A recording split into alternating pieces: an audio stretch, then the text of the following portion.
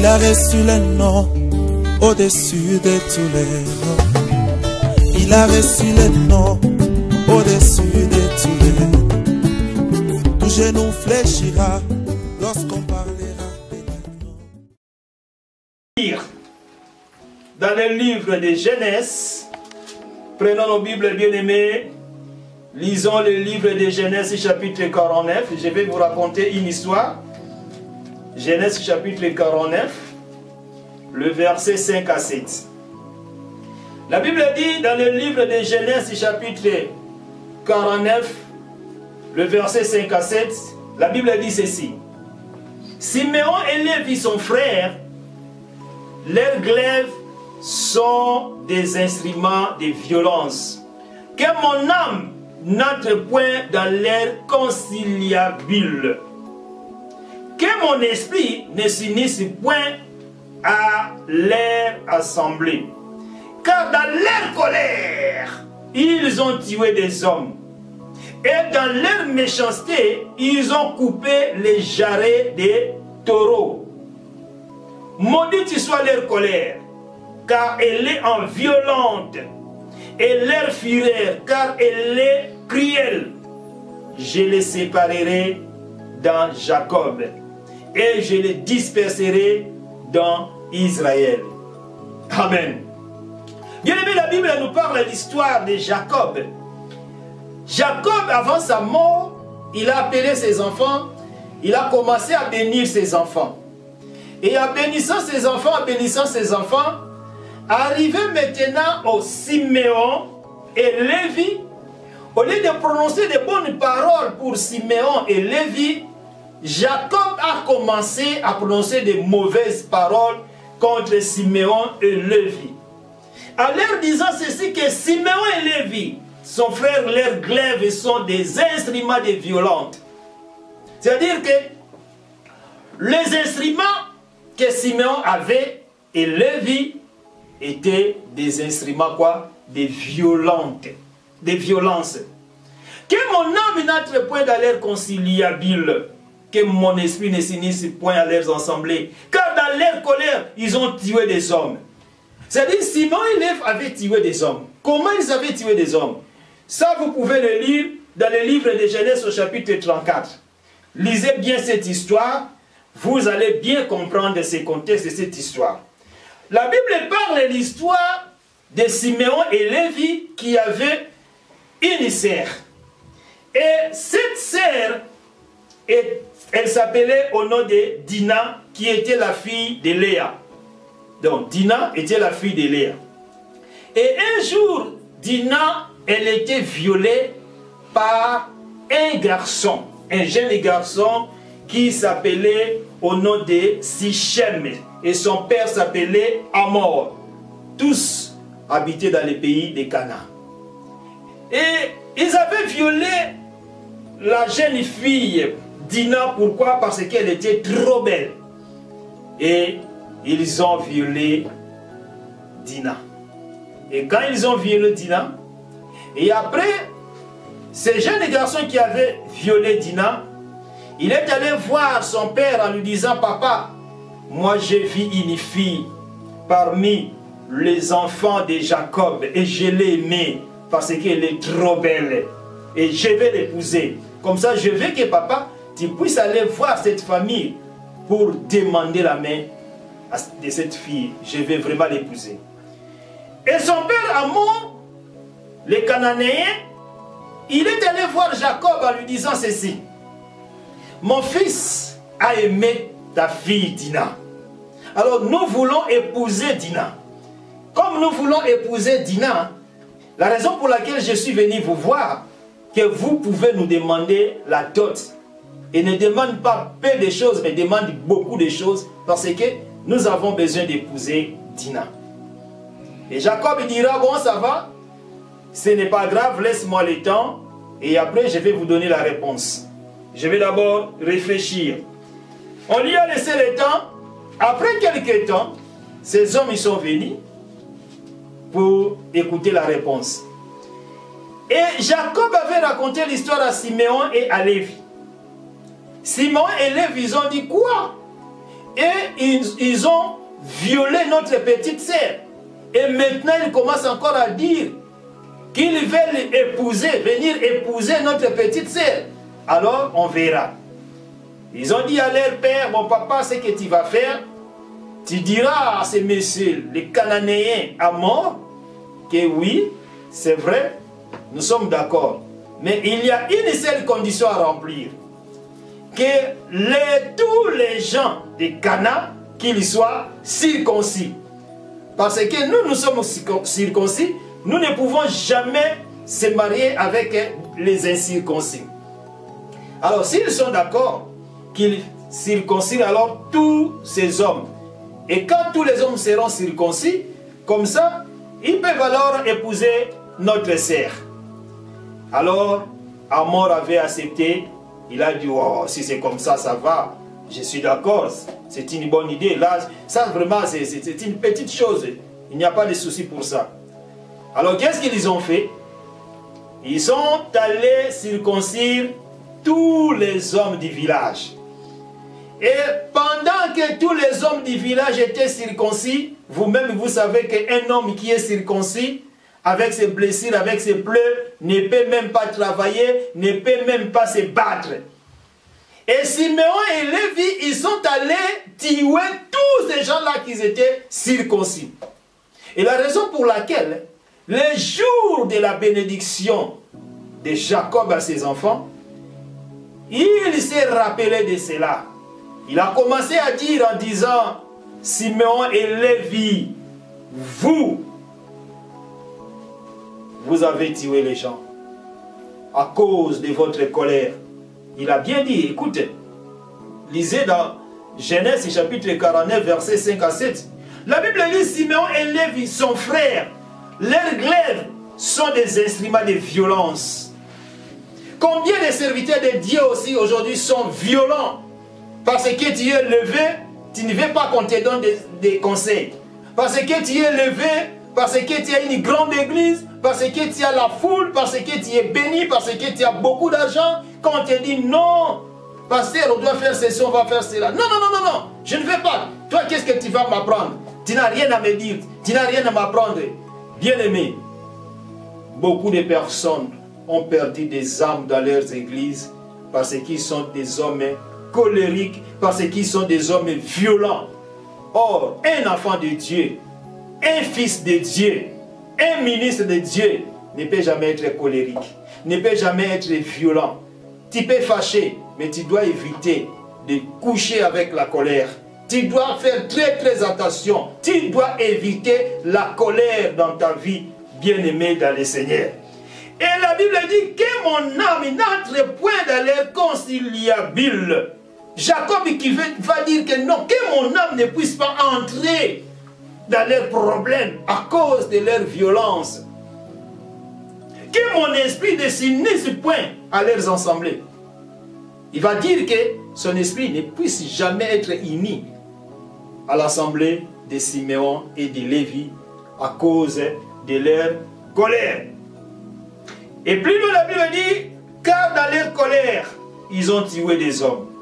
Car dans leur colère, ils ont tué des hommes. Et dans leur méchanceté, ils ont coupé les jarrets des taureaux.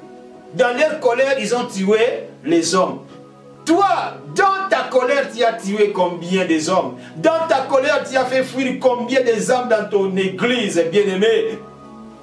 Nous devons faire très très attention.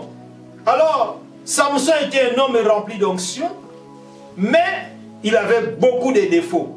Beaucoup de défauts que je vais commencer à vous relater l'une par l'une. Ici, la Bible dit que Samson était enflammé de colère. Il était enflammé de colère, mais il avait l'onction. Bien-aimé, tu as l'onction. Est-ce que tu n'es pas enflammé de colère? Tu as l'onction. Est-ce que tu écoutes aussi les conseils de tes brebis? Tu écoutes aussi les conseils des autres? Ou soit peut-être toi tu fermes les oreilles aux conseils des autres parce que tu es levé, parce que tu es béni, parce que tu as une grande église. Nous devons faire très très attention. Une église séduite par le monde. Aujourd'hui, Nous vivons des choses extraordinaires dans nos églises. Nous vivons des choses très très étonnantes. Nous sommes des ministres de Dieu, nous sommes des pasteurs, nous prêchons la parole de Dieu, mais il n'y a que de la haine entre nous, de la haine, de la haine, de la haine. Tu vas haïr ton collègue, tu vas haïr ton frère, tu vas haïr même un frère de l'église. Bien-aimés, nous devons faire très très attention. Il y a même des sœurs qui s'haïssent entre elles, mais elles prient dans une même église. Les frères aussi pareil. Mais ils prient dans une même église. Faisons très très attention. Regardez Samson. Il était enflammé de colère et il est allé tuer les 30 personnes. Et toi, à cause de ta colère, tu as tué combien de personnes? Tu as tué combien des âmes? Alors, bien-aimés, nous sommes toujours dans le livre des Juges, au chapitre 14, toujours le verset 19. Comme je vous avais expliqué que dans ces versets 19, il y a beaucoup de choses qui sont cachées là. Je vais lire le point suivant. La Bible dit, il monta à la maison de son père. Il monta à la maison de son père. C'est-à-dire, Samson, après avoir tué les 30 personnes, après avoir pris les habits de ces 30 personnes pour donner aux 30 Philistins qui lui avaient donné l'explication de l'énigme, quand il a tout fait, il a fini, et il était obligé de rentrer dans la maison de son père. Oh bien-aimé, Samson avait compris que je peux commettre des fautes, je peux commettre des erreurs, mais je dois rentrer dans la maison de mon père. Samson n'avait pas fui la maison de son père. Malgré qu'il avait tué des personnes, malgré que Samson l'avait interdit de ne pas aller épouser une femme étrangère, mais Samson était toujours à la recherche d'une femme étrangère. Samson était toujours allé chez les Philistins pour rendre visite à sa femme étrangère. Malgré que Samson avait tué les 30 personnes, mais il avait compris une chose, que je dois quand même rentrer dans la maison de mon père. Samson était rentré dans la maison de son père. Je vais lire un verset dans le livre d'Ésaïe, chapitre 1er, au verset 18. La Bible nous dit dans le livre d'Ésaïe, chapitre 1er, au verset 18, « Venez et plaidons, dit l'Éternel, si vos péchés sont comme les cramoisis, ils deviendront blancs comme la neige. » Dieu nous appelle à rentrer chez lui, à retourner chez lui. Il nous dit, même si nos péchés sont noirs, comme de la cramoisie, ils deviendront blancs comme la neige. S'ils sont rouges comme la pourpre, ils deviendront comme la haine, la laine. C'est-à-dire, Dieu nous appelle à la repentance, bien-aimés dans le Seigneur. Tu as commis des péchés, tu as commis des crimes, mais tu ne peux jamais quitter ton Dieu. Tu dois quand même rentrer dans la maison de ton Père. Tu dois demander pardon. Dieu va te pardonner. Il nous dit même si nos péchés noirs comme de la cramoisie, mais ça deviendra blanc comme de la neige. C'est-à-dire, Dieu va oublier les péchés que nous avons commis. Je me rappelle une fois en Afrique, un frère me disait, apôtre, moi, quand j'étais en Europe, j'avais fait beaucoup de crimes, j'avais commis beaucoup de choses, j'étais voleur, j'avais fait des chèques, j'avais même volé des chaînettes, de vieilles femmes, quand ils allaient le matin à l'église, moi j'ai coupé leurs chaînettes, tout ça. Et il me dira, moi, le péché que moi j'ai commis, Dieu ne peut pas me les pardonner, parce que j'ai commis beaucoup de péchés, beaucoup de crimes. Et je disais à ses frères, non frère, tout péché est pardonnable, sauf blasphème contre le Saint-Esprit. Et si tu n'as pas blasphémé contre le Saint-Esprit, Dieu va te pardonner. Et j'ai évangélisé à ses bien-aimés, il avait accepté le Seigneur Jésus-Christ dans sa vie, et Jésus lui a pardonné. La Bible nous parle aussi de l'histoire de l'enfant prodigue. Dans le livre de Luc, chapitre 15, versets 11 à 32. Enfant prodigue, ça veut dire quoi? Mot prodigue, ça veut dire une personne qui gaspille. un gaspilleur, une personne qui dépense comme ça, qui ne sait même pas gérer ses biens. Et cet enfant qui avait demandé le bien de son père, et le père lui avait remis. Il était allé, il a tout gaspillé, il a commencé même à manger les choses que mangeaient les cochons. Il lui manquait même les habits. Il manquait même une place pour dormir, pour reposer sa tête. Mais un jour, il s'est revenu en lui-même en disant, non, non, non, dans la maison de mon père, les serviteurs de mon père, ils sont quand même bien. Je dois retourner dans la maison de mon père. Je dois aller demander pardon à mon père. Qu'il me prenne, même pas comme son fils, mais le fils qu'il me prenne comme son serviteur, pour que je puisse avoir quand même un endroit pour reposer ma tête. Et vous connaissez l'histoire, c'est dans le livre de Luc chapitre 15 au verset 11 à 32. Et l'enfant prodigue était rentré dans la maison de son père. Et son père l'avait accueilli avec joie. D'ailleurs, la Bible dit que son père avait même organisé une fête à l'égard de son fils qui était perdu. Et il était revenu dans la maison de son père. Bien-aimé, Samson avait compris une chose. Que malgré que j'ai commis des péchés, malgré que j'ai commis des fautes, mais je dois quand même retourner dans la maison de mon père. Samson était rentré dans la maison de son père. Combien de fois, bien-aimé, tu as commis des péchés et on t'appelle de venir à l'église, tu dis non, je n'ai pas le temps. On te dit, mon frère, on va à l'église. Non, je n'ai pas le temps. Bien-aimé, une église est séduite par le monde. Aujourd'hui, vous savez combien de personnes sont contentes de rester à la maison chez eux à cause de Covid-19. Voire même des chrétiens qui sont contents de rester à la maison. Même si on dit que non, les églises sont déjà ouvertes. Oh non, moi je ne peux pas aller à l'église parce que le temps n'est pas bon, parce qu'il y a encore des Covid, parce qu'il fait froid, parce que ceci, parce que cela. Donc, il va commencer à chercher des raisons, tant de raisons. Pourquoi? Parce qu'il est déjà affaibli, il est déjà content de rester chez lui à la maison, mais au travail, il est la première personne d'aller au travail.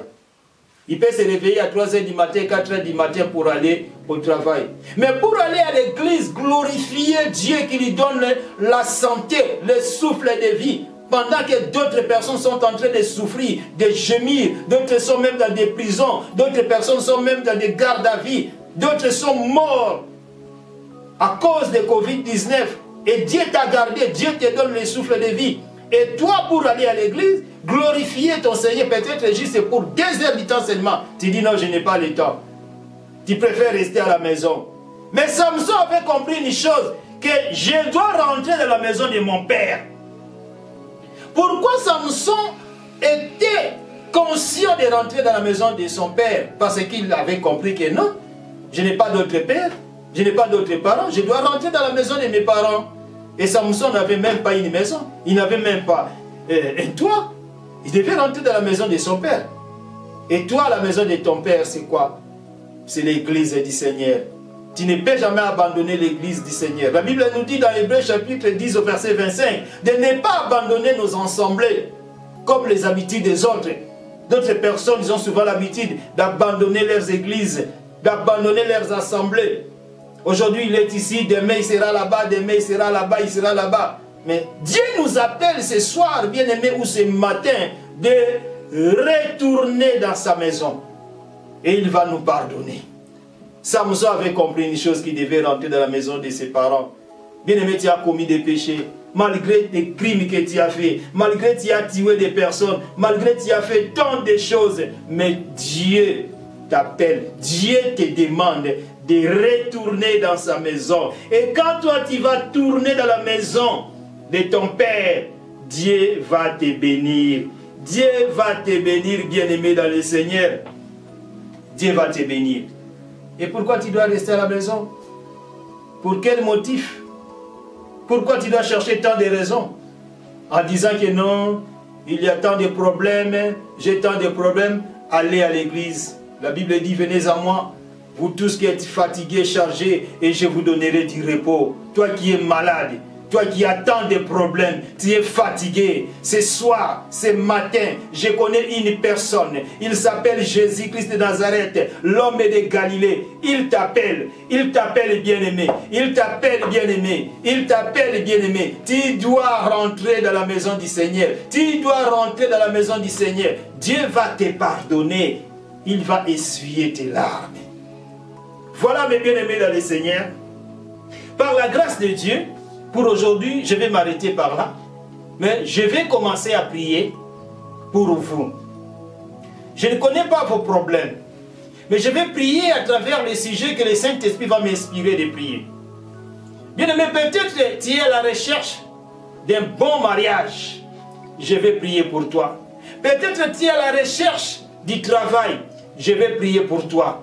Peut-être tu es à la recherche d'argent. Tu as besoin d'argent. Je vais prier pour toi. Crois seulement.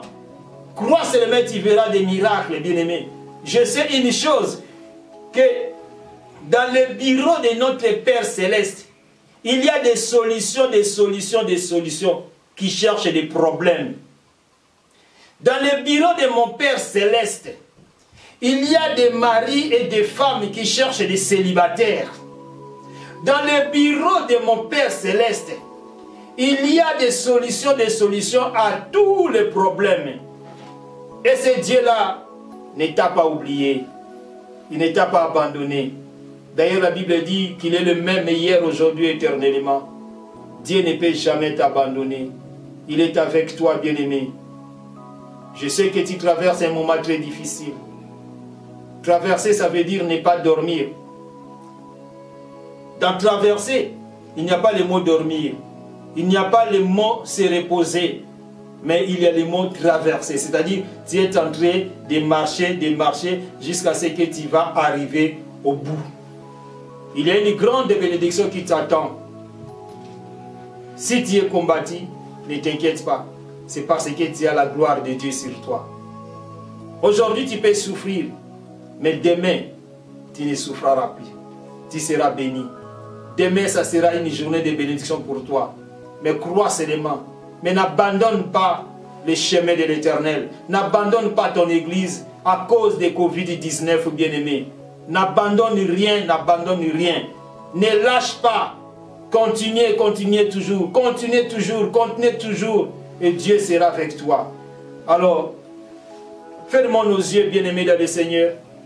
Je vais prier pour vous, pour que mon Dieu que je sers, l'alpha et l'oméga, le tout-puissant, l'incomparable, Jéhovah Rapha, Jéhovah Jireh, puisse donner des réponses à vos problèmes.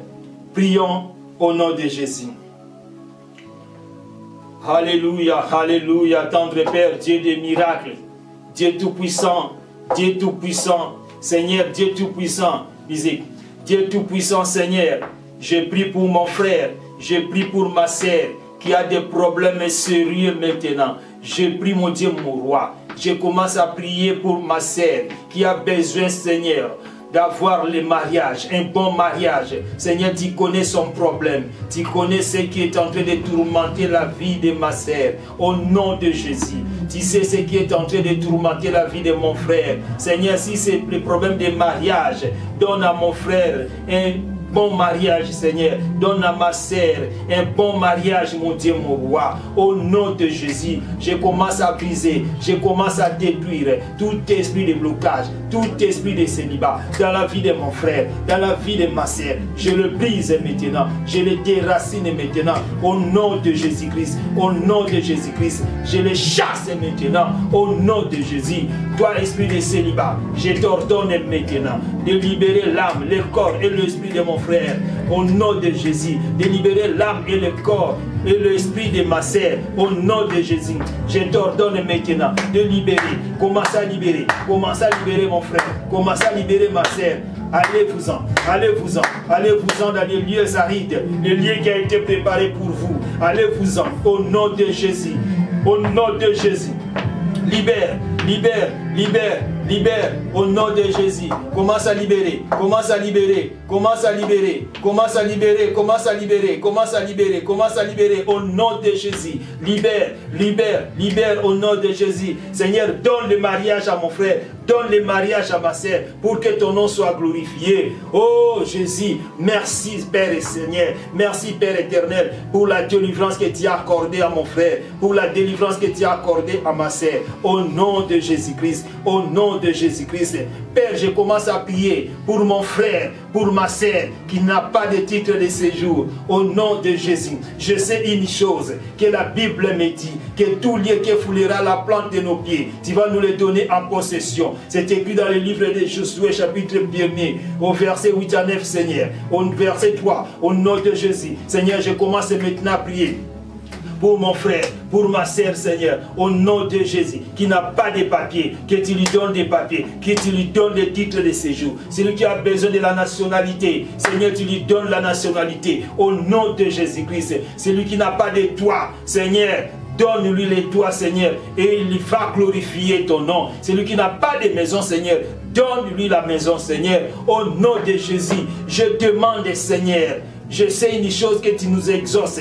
Il est écrit que demandez. Et tout ce que vous demanderez en priant, croyez que vous l'avez déjà reçu. Et vous le verrez s'accomplir. Je prie maintenant, Seigneur, pour mon frère qui a déposé son dossier pour demande de logement, qu'on puisse lui donner une suite favorable au nom de Jésus. Au nom de Jésus, donne à mon frère, donne à ma sœur, Seigneur, un bon appartement. Au nom de Jésus, tout esprit qui bloque les dossiers de mon frère, je le brise maintenant, je le chasse maintenant. Au nom de Jésus-Christ, au nom de Jésus, tendre Père, au Père des miracles.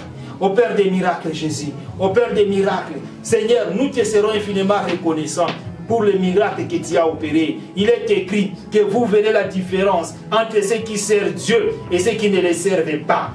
Fais quelque chose dans la vie de mon frère. Fais quelque chose dans la vie de ma sœur, Seigneur. Au nom de Jésus-Christ, au nom de Jésus, Seigneur, commence à opérer des miracles. Commence à opérer des miracles. Seigneur, je prie pour une personne qui a des problèmes mentaux. Au nom de Jésus, c'est toi qui avais délivré les fous de Gadara. Seigneur, délivre mon frère, délivre aussi ma sœur. Au nom de Jésus, qu'il soit délivré de cet esprit. Au nom de Jésus, toi esprit de fou mental, toi esprit de trouble mental, je t'ordonne maintenant de commencer à plier tes bagages, commencer à plier tes bagages, commencer à plier tes bagages et libérer l'âme, le corps et l'esprit de mon frère, de ma sœur, au nom de Jésus. Qu'il soit libéré, qu'il soit libéré, qu'il soit libéré, au nom de Jésus. Papa, fais quelque chose dans la vie de mon frère, dans la vie de ma sœur, pour que ton nom soit glorifié. Oh, tendre Père, merci pour les miracles, merci pour la délivrance, merci pour tout ce que tu as fait. Que ton nom soit glorifié, Jésus.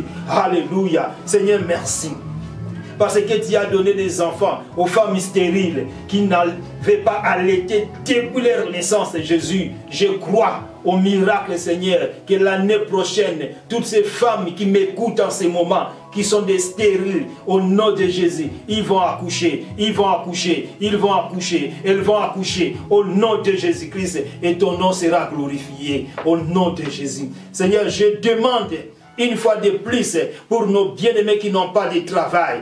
Accorde-leur, Seigneur, du travail. Accorde-leur, Seigneur, du travail. Accorde-leur, Seigneur, du travail. Qu'ils puissent trouver de bons travail, Seigneur. Au nom de Jésus-Christ. Au nom de Jésus-Christ. Au nom de Jésus-Christ. Au nom de Jésus. Et Yahweh. Papa, merci. Parce que tu as opéré des miracles. Seigneur, merci. Je vois une personne qui sera bénie d'ici mois de décembre. Je vois une personne qui va se rencontrer avec son mari. Je vois une personne qui va se rencontrer avec sa femme. Je vois une personne, Seigneur, qui va recevoir son titre de séjour de 10 ans. Je vois une personne, Seigneur, qui va tomber enceinte, Seigneur, ce mois-ci, au nom de Jésus. Seigneur, je vois une personne qui sera élevée, fortement élevée. Je vois une personne qui va toucher une grosse somme d'argent. Oh Jésus, que ton nom soit élevé, que ton nom soit glorifié, Seigneur. Ouvre les écluses des cieux et répands ta bénédiction à tous ceux qui ont écouté ce message, qu'ils soient bénis. Et toute personne, Seigneur, qui va s'abonner dans notre chaîne Kopeliki TV, qu'il soit béni. Au nom de Jésus. Et toute personne qui va partager ce message, qu'il soit fortement béni, Seigneur. Et bénis aussi mon fils Francisco Eliezer, bénis aussi mon fils Francisco Paulo, qui m'ont aidé à filmer, Seigneur, qu'il soit béni et qu'il soit rempli de la puissance, que le sang de l'agneau immolé qui a été répandu sur la montagne de Golgotha puisse couvrir tout un chacun de nous. Dans le nom précieux de notre Seigneur et Sauveur Jésus-Christ, j'ai ainsi prié. J'ai partagé ces vidéos, partagez et abonnez-vous massivement, et le Seigneur va vous bénir. Merci, que le Seigneur vous bénisse. Au revoir, à la prochaine.